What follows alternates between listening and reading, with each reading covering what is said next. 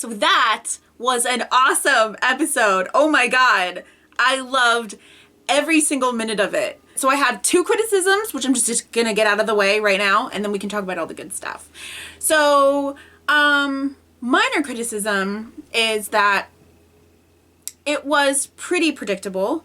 You know, like I called it out that someone was gonna get, like, something was gonna, part of the cave was gonna collapse and someone was gonna get trapped.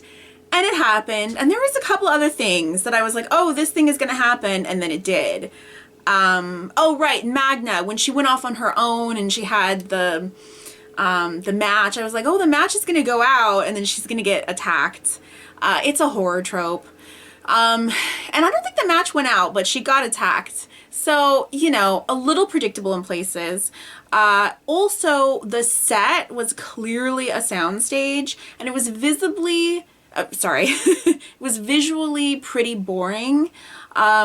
I thought that they could have done, I mean, there's not a lot you could do with a set like that, but as somebody who's done spelunking, I've been in a lot of caves, and caves are usually really beautiful, and there's just kind of nothing going on. Like nothing, they certainly weren't very pretty, let's put it that way, or just like interesting to look at, but you know, I'm not really complaining about it, I'm just nitpicking. And then, but the big complaint I have is the very end there, when they could clearly get out, when Jerry was holding the beam, Magna and everyone else had gotten out, Magna and Connie were right there. There's no reason why they couldn't have climbed up and gotten out. And Magna, for some reason, just turns around and goes back in the cave, and she says, like, more skin freaks or whatever she calls them. And I'm just like, so what? The cave is about to collapse. I think that the Whisperers would just be like trying to get the fuck out too. And like not really concerned about killing them, but maybe they are, I don't know. But like, yeah, they should have just gotten out. They had time. And the only reason, so Magna went back, and then Connie, because she's such a good person, she went to go back up Magna and saved her. But it's just designed so that those two can be separated and then they can be trapped. And it was really obvious and lazy. They could have done something else with that. So, you know, that's kind of a bummer, because that's kind of a, I would hope for more from The Walking Dead, you know. I would hope for more than that. The other tropes I didn't really mind too much, because they are kind of, you know, well-worn horror tropes, and the show's been leaning into the horror vibes, which I'm happy about as a horror fan. So, but that was just like lazy. That out of the way, this episode was so amazing. It was so fucking tense. I was either not breathing or I was hyperventilating the whole goddamn episode. It was so good. I was genuinely worried at multiple times. I'm never gonna worry about Daryl and Carol.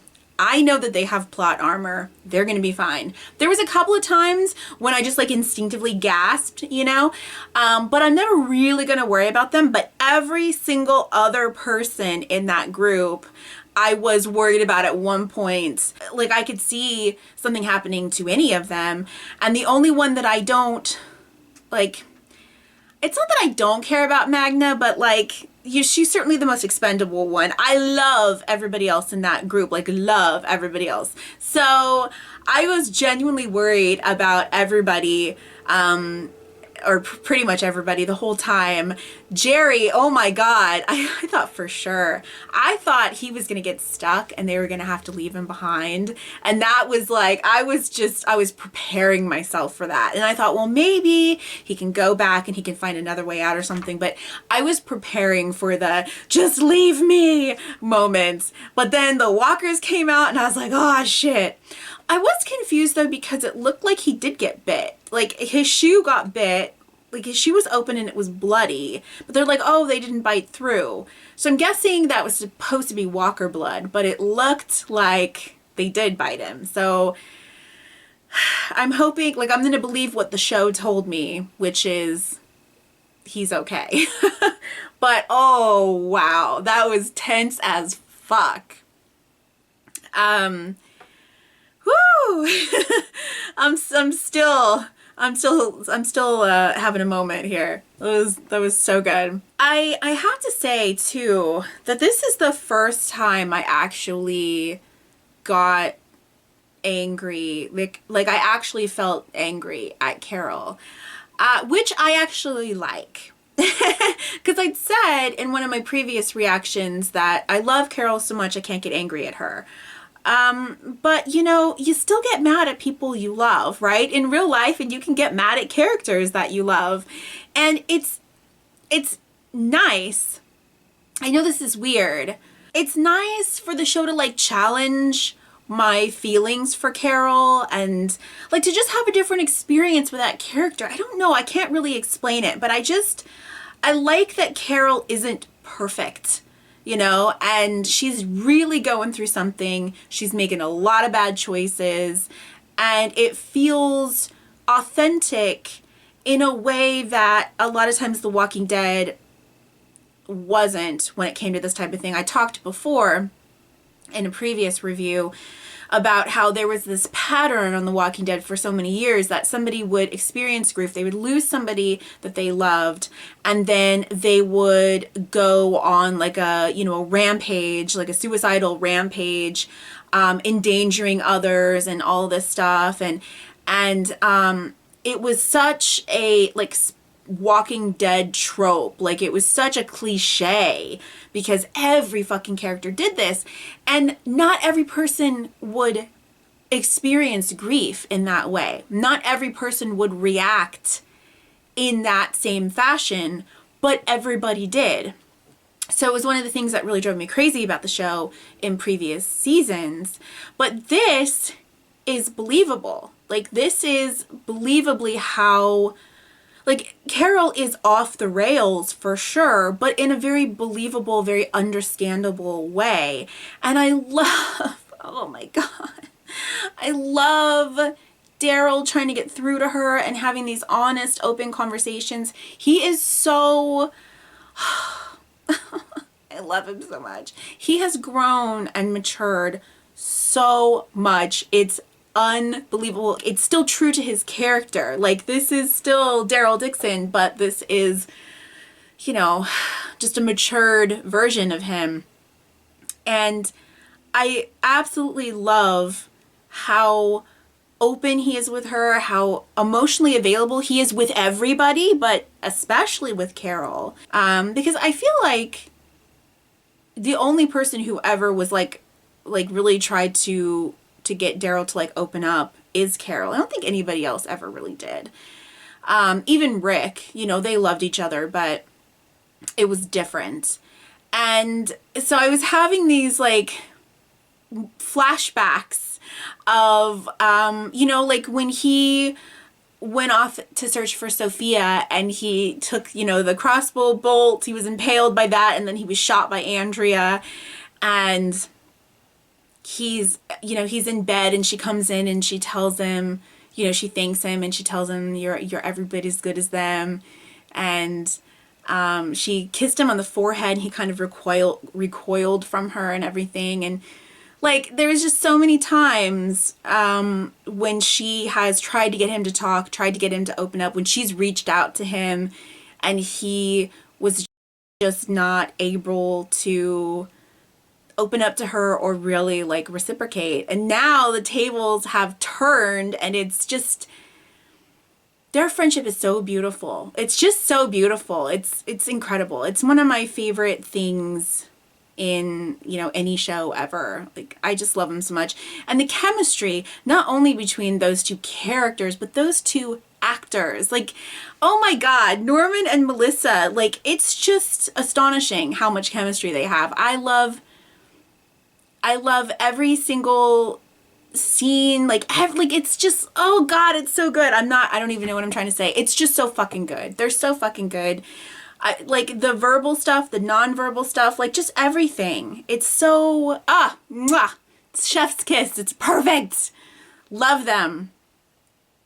I also liked that, you know, Carol's increasingly reckless behavior is having like increasing consequences. And Daryl called it out. He said, your friends are starting to get hurt.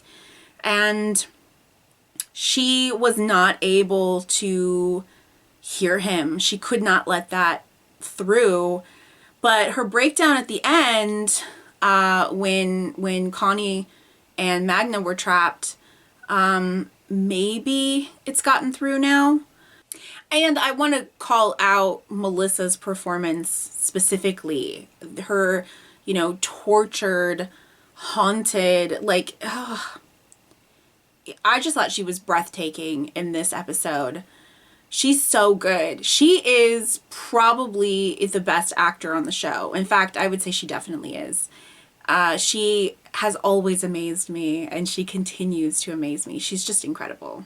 I'm also really excited to see that the show has clearly learned its lesson about what is a good cliffhanger and what is a bad cliffhanger, because in previous seasons, they would have let us think that Connie and Magna were dead, and then, you know, they're going to pop up in the next episode, or maybe they don't even get back to it for like 5 or 6 episodes, like Glenn hiding under the dumpster, you know.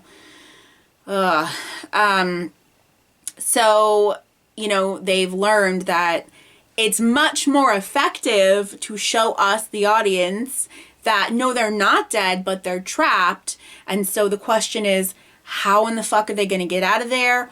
Are they going to get out of there?